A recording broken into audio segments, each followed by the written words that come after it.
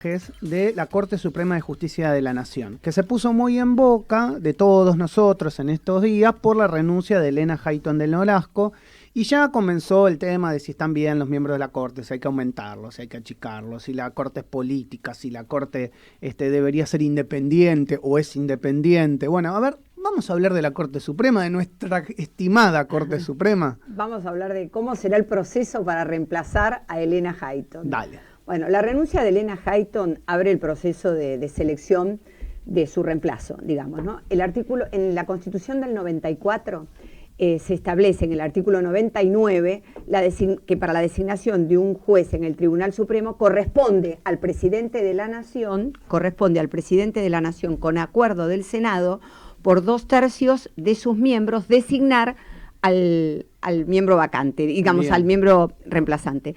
Bueno, ¿qué es lo que sucede acá? Nosotros tenemos que considerar qué criterio se utiliza para la designación.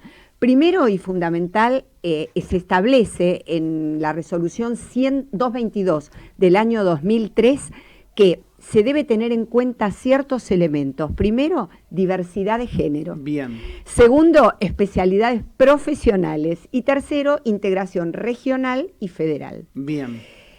En el tema del género, lo que vamos a considerar acá es que va a tener que ser otra mujer porque tenemos 4 caballeros integrando la Corte. Sí, recordemos que ya había dejado el puesto Carmen Argibay en su momento. Sí, y convengamos que la primer mujer designada como miembro de la Corte fue Elena Hayton. Sí. Claro. Bueno, obviamente que va a haber una designación de una mujer.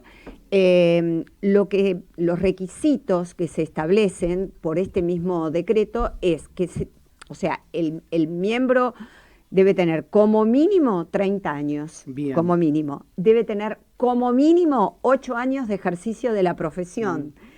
Por supuesto que debe ser una profesión de alguna manera digna, claro, en su trayectoria, ¿no es cierto? Intachable. Intachable, exactamente. Que mínimamente haya escrito algún librito, ¿no? Mínimamente, digamos, o sea, que se destaque un poco más de lo que está pasando en el Senado, en diputados y en el Senado. Bueno, te decía que es elemental tener acá en consideración también algo que ocurrió con Elena, que es que la propia Constitución te dice que los jueces deben desempeñarse hasta los 75 años de edad. Uh-huh. A partir de los 75 años requieren nuevamente la aprobación del Senado, bien, digamos. Acá, en el caso de Elena Hayton, digamos que el presidente Macri, cuando ella cumple los 75, no apela a la justicia como se renueva, exacto, se renueva su mandato. El mandato podía seguir renovándose cada 5 años, pero digamos, lo que esboza acá Elena Hayton es que, bueno, para ella terminó una etapa de la situación. Parece ser también una salida y una situación bastante digna. Con cierta edad, digamos, los jueces de la Corte pueden quedarse en su casa y pueden darle lugar y paso a otras generaciones también, ¿no? Exacto. Yo creo que se estableció ahí una situación de cierta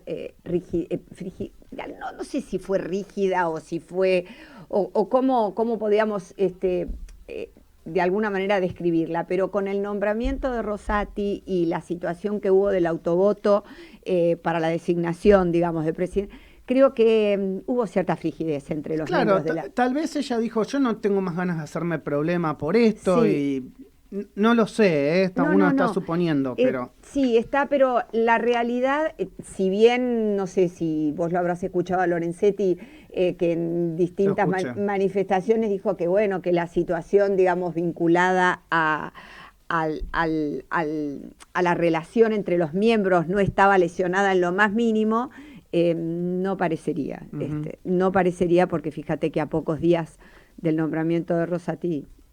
Entonces, en conclusión para esta primera parte, se necesitan 2/3 partes, exacto, de los miembros del Senado, del acuerdo del Senado, con la designación del presidente. O sea, también el presidente tiene que estar de acuerdo en quien designa. Exacto. Un poquito parecido a lo del procurador general, no sé si. Exacto. Por eso lo que se establece es que no está muy definido cuándo se va a producir esto. Por eso no tenemos procurador. Por eso no tenemos procurador. Entonces, acá también un poco la situación. Respecto del nombramiento, yo te digo, a partir del momento en que se conoce la renuncia del miembro, habría 30 días para que se presente, digamos, el postulante, ¿no? Y se publiquen edictos sobre su presentación, digamos, como para si hay oposiciones a la designación del mismo, se manifiesten en la publicación que se hace en el Boletín Oficial y 2 diarios más de la zona, digamos. Está bien, ¿no? bien. Tenemos que el presidente de la Corte y el vicepresidente son elegidos por mayoría absoluta de votos de los miembros del tribunal. Bien. ¿Está? ¿Qué es lo que pasó ahora con Rosati? Exacto, y duran 3 años en el ejercicio de sus funciones. Bueno, está bueno que recordemos esto que dijo Lorenzetti de alguna manera, porque él dice que hay 2 posturas respecto del tema del autovoto, una que considera que es legítima y otra que no lo es.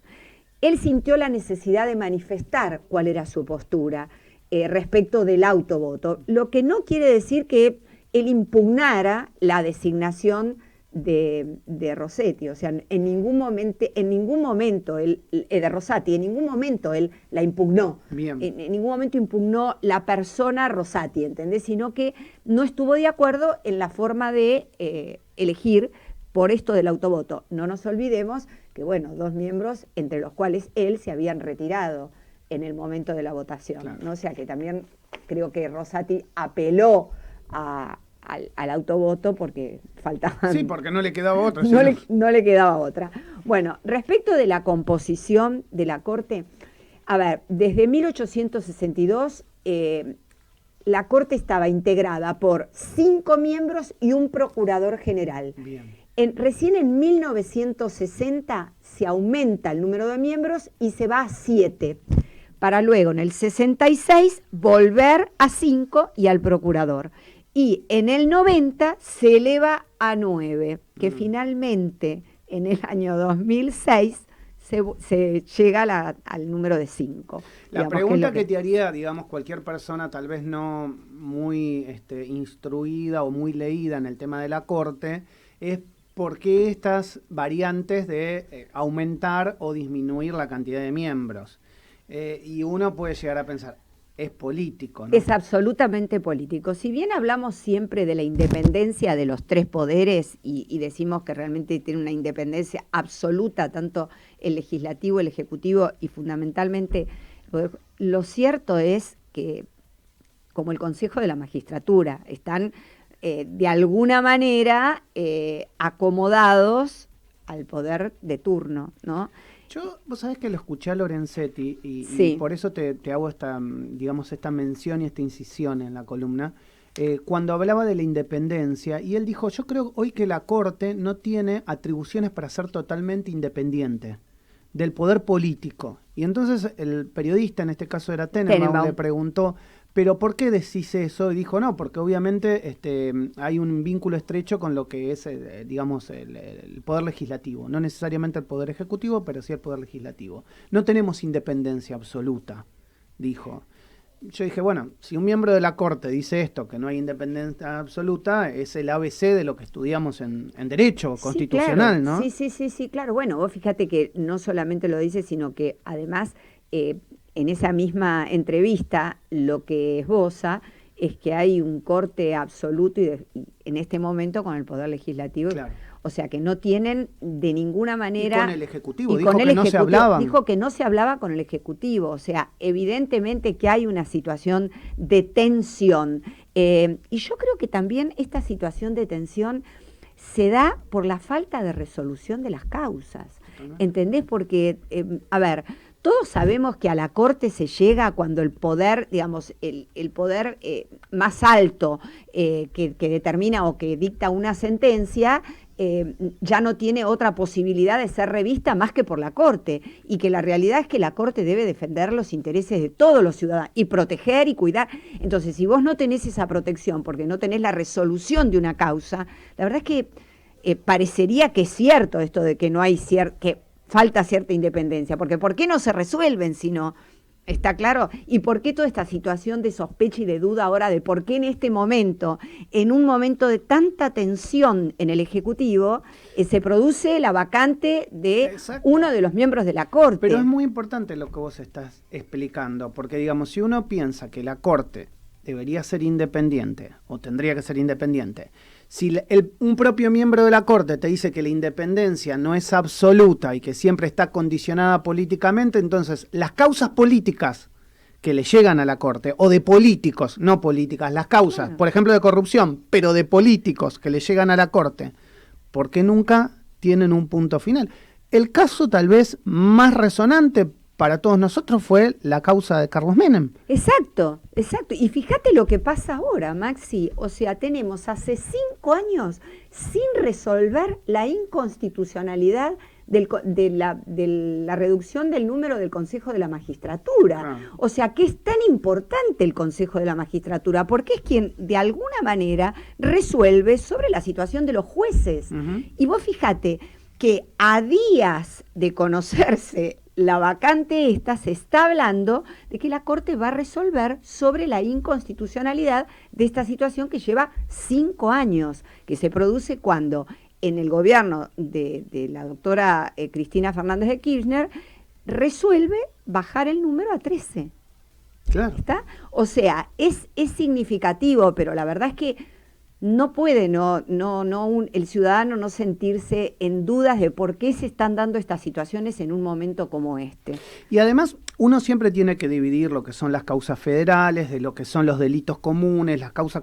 Uno eso creo que el ciudadano lo empezó a entender en los últimos años y el periodismo se lo empezó a explicar. Pero uno también entiende que si, por ejemplo, para una causa habitual, no sé, la que vos quieras, de daños, por ejemplo, y perjuicios, son juicios que te llevan 5, 6, 7 años y después ves que en la Corte los expedientes duermen la causa de los justos, claro. Entonces ahí tenés, o sea, el ejemplo pasa desde arriba, vos no podés tener un expediente 5 años en la Corte Suprema. No, pero a ver, en situaciones tan críticas como, más allá de que hubieran dictado lo que hubieran querido, pero Exacto. En situaciones tan críticas como la que vivimos, con una situación de pandemia, con la situación que vivimos en Cava, en la ciudad de Buenos Aires, el planteo que hubo respecto de los fondos, el planteo que hubo Respecto a la educación. A la educación, o sea, temas muy álgidos. Y espera, como para... cosas, a ver, José, yo no quiero ponerme en malo en estas cosas, pero digamos, en lo que fue la pandemia hubo muchísima colisión de derechos, sí. Pero muchísima, desde la libertad de circulación, las prohibiciones, los DNU, y la verdad que la Corte me parece que no estuvo a la altura de las circunstancias de tantos planteos.